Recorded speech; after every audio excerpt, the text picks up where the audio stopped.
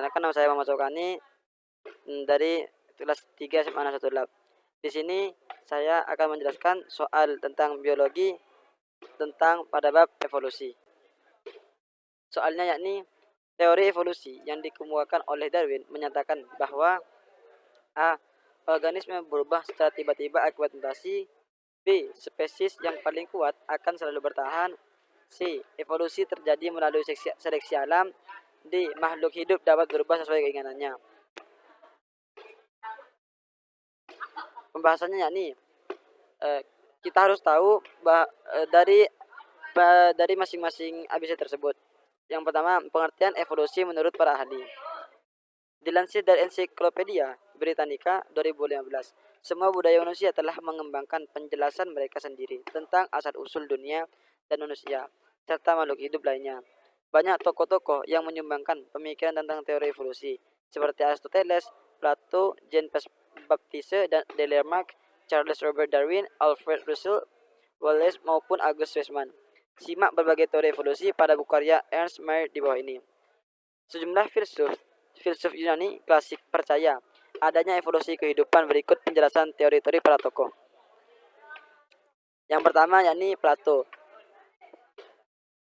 Pada tahun 427 sampai 347 sebelum Masehi. Plato menyatakan percaya pada dunia, yakni dunia yang ideal dan abadi, serta dunia maya, atau kita bisa sebut juga dengan khayal, yang tidak sempurna. Kedua dunia tersebut dapat dipahami dengan menggunakan indera manusia. Dikatakan evolusi akan mengubah dunia yang organismenya sudah ideal dan beradaptasi sempurna dengan lingkungan. Aristoteles yang kedua yakni Aristoteles tahun 384 sampai 322 sebelum Masehi. Aristoteles menganut teori skala alami. Dikutip situs Kementerian Pendidikan dan Kebudayaan Kemendikbud. Teori yang disampaikan Aristoteles membahas bahwa semua bentuk kehidupan disusun menurut suatu skala atau tangga yang kompleksitasnya meningkat ke atas. Menurutnya, setiap bentuk kehidupan makhluk hidup mempunyai suatu tangga dengan anak tangga masing-masing yang ada pada tingkatan yang berbeda. Yang ketiga yakni Jean-Baptiste Lamarck pada tahun 1744-1829. Pada teori evolusi Lamarck ada dua gagasan utama, yakni memiliki dua gagasan mengenai evolusi. Gagasan pertama berkaitan dengan bagian tubuh yang digunakan dan tidak digunakan oleh makhluk hidup. Melalui gagasannya ini, ia menganggap bahwa bagian tubuh yang terus-menerus dipakai makhluk hidup dalam menghadapi lingkungan tertentu akan menjadi lebih besar dan lebih kuat dibandingkan anggota tubuh yang jarang digunakan. Sementara anggota tubuh yang jarang digunakan akan mengalami kemunduran. Gagasan kedua Lamarck berkaitan dengan pewarisan sifat atau ciri-ciri yang diperoleh makhluk hidup dalam beradaptasi dengan lingkungannya. Pewarisan sifat atau ciri-ciri inilah yang memodifikasi organisme yang diperolehnya selama hidupnya. Contohnya, jerapah yang disebut berleher pendek, tapi karena lehernya terus-menerus menjulur untuk mendapatkan daun di pohon yang tinggi, leher jerapah mulai menjadi panjang. Leher panjang inilah yang diwariskan ke semua keturunannya. Yang keempat yakni Charles Robert Darwin pada tahun 1809 sampai 1882. Darwin menilai bahwa evolusi terjadi melalui proses seleksi alam. Makhluk hidup yang mampu menyesuaikan diri dengan alam dapat bertahan hidup. Sementara makhluk hidup yang tidak dapat menyesuaikan diri dengan alam tidak akan bertahan hidup atau mati. Darwin merupakan pelopor teori modern. Teori tentang evolusi merupakan pengamatannya ketika berlayar dengan kapal Beagle ke Pulau Galapagos. Melalui pengamatan dan kajian yang mendalam, akhirnya Darwin mengemukakan teori evolusinya lewat buku berjudul On the Origin of Species by Means of Natural Selection, atau kita bisa sebut asal mula spesies yang terjadi melalui seleksi alam. Buku tersebut diterbitkan pada 24 November 1859. Ada dua teori yang ada di dalam buku Darwin, yakni spesies-spesies yang hidup sekarang ini berasal dari spesies-spesies yang hidup di masa lalu. Lalu seleksi alam merupakan penyebab evolusi adaptif.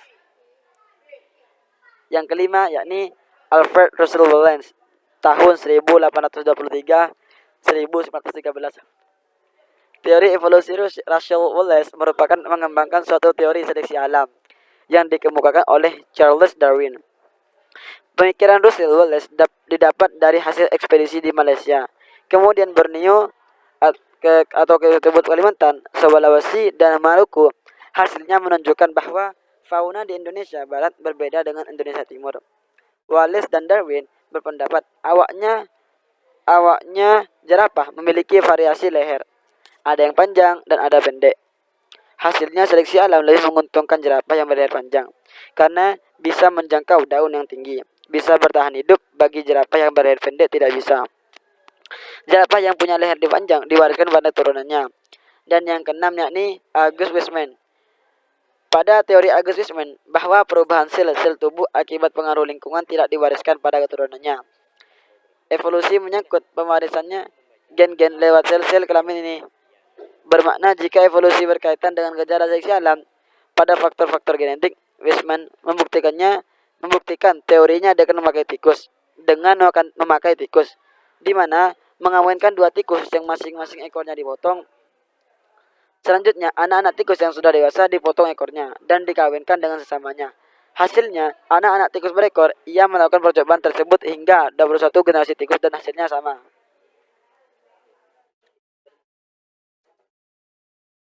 Nah, kita sudah tahu dari masing-masing pendapatnya. Jadi jawabannya adalah C, yakni evolusi terjadi melalui seleksi alam. Jadi kita lanjut pada soal yang kedua, yakni tentang organel. Soalnya yakni organel sel di bawah ini yang tidak memiliki oleh sel tumbuhan yaitu A. Centriole, B.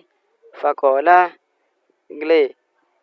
Glioxysom, D. Ribosom, E. Peroxisom. Lanjut kepada pembahasan. Dikarenakan kita harus tahu bahwa masing-masing tersebut kita harus tahu fungsi dan pembahasannya. Yang pertama, organel sel tumbuhan adalah bagian-bagian tertentu dalam sel yang berfungsi seperti organ. Beberapa organel sel tumbuhan diantaranya. Nah, jadi soal ini menjelaskan tentang organel sel tumbuhan.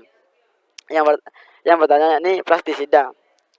Nah, pada plastisida ini organel inti sel tumbuhan yang berfungsi untuk fotosintesis. Plastida memiliki berbagai bentuk dan fungsi, diantaranya kloroplas, organel yang mengandung klorofil dan berperan dalam fotosintesis. Yang kedua yakni kromoplas, organel yang berwarna kuning, jingga dan merah karena mengandung karoten. Dan yang ketiga yakni leukoplas, organel yang tidak berwarna dan berfungsi untuk menyimpan cadangan makanan. Nah, yang kedua yakni nukleus, yang mana organel sel yang paling besar dan mengendalikan seluruh kegiatan sel di dalam nukleus